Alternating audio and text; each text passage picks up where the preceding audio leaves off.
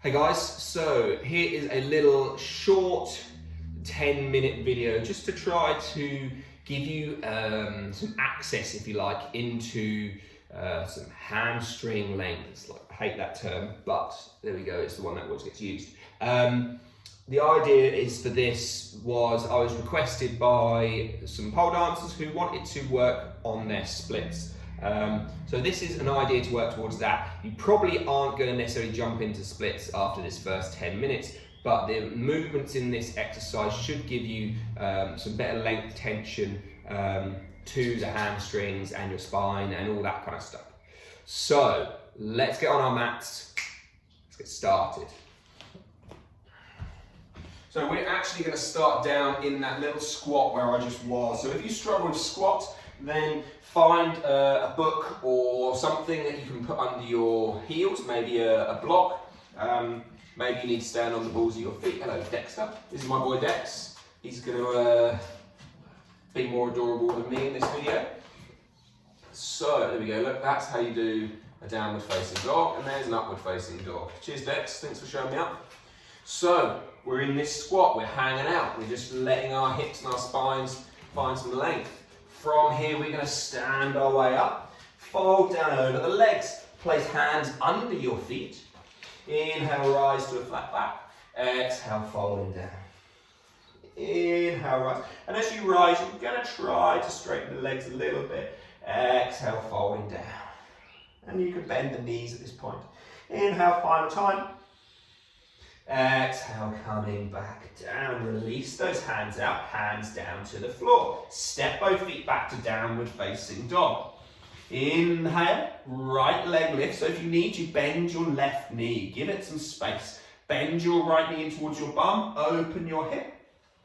And then pull that right knee through. Tap your right wrist. Sink your hips down for a pigeon. Lifting up. Exhale, fold down over the legs. Inhale, we're going to lift ourselves straight back to downward facing dog. That three-legged variation. And again, pull it back through into pigeon. Lift our way back up. Sink down onto your right bum cheek. Pull your right shin so it's parallel with the side. Pull your left shin so it's parallel with the side. And we're going to fold forward over the legs. This should give you a really good pull in your right glutes, in that right buttock area. Inhale, lift back up. Again, fold forward. Use your hands to support yourself on the floor if needs be, and then come back up. Straighten your left leg back behind you. Pull the right foot in towards your hips, your groin. Push down, lift back up. Other side, left leg lifts. Draw it through, pigeon pose. Sink your hips. Exhale, fold. Not holding any pose, but just moving in and out. Lift and push. And find your three-legged dog again. Bend your right knee where you need to for extra space. Pull that right knee through. Find your pigeon again. Exhale, fold forward. This time as we came up, same as last time, drop down on towards your bum cheeks. Pull the left shin parallel to the front, right shin parallel to the side. Fold forward, hands or no hands over your legs. Inhale, come back up. And then exhale down over your legs. Beauty. Come back up, pull the left foot in towards your groin. Right leg back behind you, hands into the floor. Push and lift up and back. Three-legged dog. Place that foot back to the floor. Right leg lifts. Pull it through, step it between the hands. We're going to just begin to straighten our right leg in and out from here. So can we begin to shift the right hip back? Now if this is really difficult keeping your hands on the floor, find some blocks or books or come higher, straighten the leg and fold forward from there. And then bend. So again, we're not holding anything. If we want to find ranges of motion where we actually have strength in them rather than just flaccid flexibility, we're going to move in and out. And then as we come back this time, we're going to drop that left knee to the floor. Turn your left foot so it turns to 45 degrees behind you. Lift your weight up. At this point, you should find that your pelvis is slightly turning to the left. Right knee is still facing forward. Bring your bum forward over your knee should begin to give you a lovely big pull through here. We're going to inhale and try to lift our chest up, makes it slightly longer. Exhale, we're going to drop the ribs down. Imagine someone's just punched you in the tummy, and that should give you an even wider stretch. Again, inhale, lifting tall. Feel like the right foot is sucking back towards you, lifting, dropping, lifting, dropping. Good. Coming out. Hands down to the floor. You're going to roll back into your half split. So again, hands on blocks, maybe hands on hips. Find what works for you and move in and out. Now what I want you to try and do as you do this, as you roll back, pick your first toe up and keep pulling back on that first toe. Now, slightly different. We're going to pull back and we're going to come to this space here. We're going to begin to walk our hands over towards the left and then try and push our pelvis towards the right. Come back through. Pull the toes up, walk our hands left, push the pelvis right, coming back out. Tuck your back toes under, lift the back knee, straighten back into your pyramid.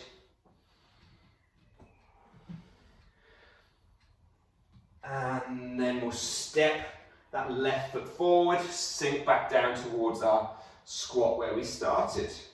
Inhale, we'll bend ourselves forward, hands back under the feet, fold yourself down. Inhale, rise to a flat back, exhale, folding down over your legs. Again, inhale, rise, exhale, fold. Releasing those hands down, step both feet back into downward facing dog. And we'll pedal ourselves around here, left leg lifts towards the sky. Step that left foot through between the hands. On blocks or on hips, stand tall, stay low. Your choice, you move in and out. No static holds, remember, we're just moving in and out. And can you, as you pull back, maybe just feel the left hip come back a bit more? Can you feel anything in your arch of your foot begin to lift? Can you begin to feel as if the whole foot is involved with this straightening, bending motion? Beautiful. As you come back out of this, drop your right knee to the floor so you've got a 90-90 leg shape, kind of half a swastika. Turn the right foot to the side. Inhale, lifting up. From here, bring pelvis forward. Feel like the left foot is pushing down, pulling back. This should give you a nice pull. Can you lift through the chest, but don't do this and shear the chest forward. Keep it stacked. Lift through the chest and bring the weight forward. Gives you a nice big, long, thin pull. And exhale, drop the ribs down. Should give you a nice broad one. Come back up. And then come down. Come up. Come down. Come up. And come down. Beauty. Bring that back foot through. Half splits. You might need a slightly longer stance. And again, we're just going to roll forwards and backwards. If you can, try to feel as if, rather than you're sticking your bum up and arching your back, can you feel again like someone just giving you a little prod in the tummy, and you're going to feel like the low back is what's going to touch the wall rather than the base of your bum. And again, as we go back this time, lift your toes, roll yourself, walk the hands towards the right, and shift the bum left. Come back out. That should give you more of a stretch down the outside of that leg. Keep pulling those toes back. One more time. Lift, push, rolling back, hands down. Lift the back knee, step back into downward facing dog. Pedal yourself around there.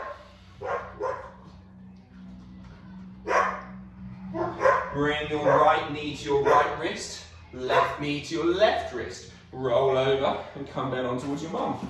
That's your mum. Here's my other girl. Here's Daisy. She's being noisy. So again, from here, we're going to roll down on towards our back. So this, to me, is going to be one of the important bits for most. And there's the third one. There's Douglas. So for this one, what you're going to try to do is going to tilt your head towards the sky. This one might feel a bit alien as to why we're doing this for splits. but it's kind of key. So again, lift your chin to the sky, feel your rib cage just naturally lower, feel your tailbone tuck under you, feel as if your whole spine goes into this nice arch shape, and then pull the chin back down, maybe slide the fingers behind the head to lift through the chest and feel a bit of an arch through the whole spine, and then come back the other direction. And then again, go back the other way.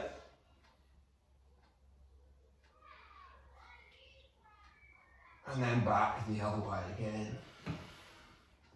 Final time, let it come through. So the idea being this is as our chin comes to our chest, hopefully our ribs will begin to lift, our tailbone begins to tilt. It's going to allow more tissue to be lengthened and engaged, which will mean that when we now grab our knees and we're going to roll that was my mat, I promise, my low back on the mat. And so we're just going to roll up and we're going to roll over. Yeah, you have to do that bit. Come back on your hands and knees. So, when it comes to playing with splits, you might need your blocks and things. I'm not going to suggest this is going to jump straight in. All of the activities that we've just done, we've kind of got into most aspects of our hips. But that doesn't mean in one 10-minute session you're going to have the mobility to do it. But we can have a look. Don't hurt yourself. Think about where your body wants to go. Maybe you can grab a sock or something that might be needed. And so you're only going to put your heel onto your sock. Now you might start with your back knee down and you're just going to begin to straighten that leg. Now what you could always do is also bend your front knee. So now you can see we're suddenly in this place, and now we've got a much like our pelvis is in the back more where we want it. Now maybe we can begin to go all the way down. That's about my limit. But maybe for you, for now, and again, think about what we said earlier. So rather than just moving in and trying to use gravity to bounce it down, just gently move in and move out. And move in and move out. Now again, this might work that if you had your hands on your hips, or you have some yoga blocks, you could begin to come out and then pull it back in. This is also going to give you a whole bunch of strength through your front hamstring. So you could try that one, see how that one goes. And then maybe we try it on the other leg. And so you can set it up. And please, again, like I've said, be sensible. Don't just try to do this after one session. And again, so we're just going to gently sink forwards. Be careful of the dexter. And again, we just see where we're at there. Let's see, I'm 1 mile away there. Come back up. So maybe again, this is a good opportunity to practice building some strength in that hamstring by sliding it forward and then bending that knee and pulling it back up. And then sliding it forward. Apparently dexter onto my sock. We're going to come forward and then again pull it back with this foot. So you're pulling yourself up with your core, with your hamstring. Again, so we come forward, final time, and then pull our way back up. Lovely. Go and have a little walk around after that, because that might feel a little bit intense. And that's where we're going to leave it today. So maybe you wanted to give your legs a little bounce out, see how you go, but really that should be most of the tissues targeted. With these spinal cogs that we did against the floor, that should bring in a lot more of the upper body tissue. Then we've kind of got a whole bunch of things going on in the legs. Hopefully all of that tied together will begin to give you some range of motion that you can work towards the splits in. Any questions, any queries, remember, don't be a dick, don't hurt yourself. Listen to your body, never to me, and questions, queries, comments, leave them below. Like, love, share, subscribe. See you soon, guys.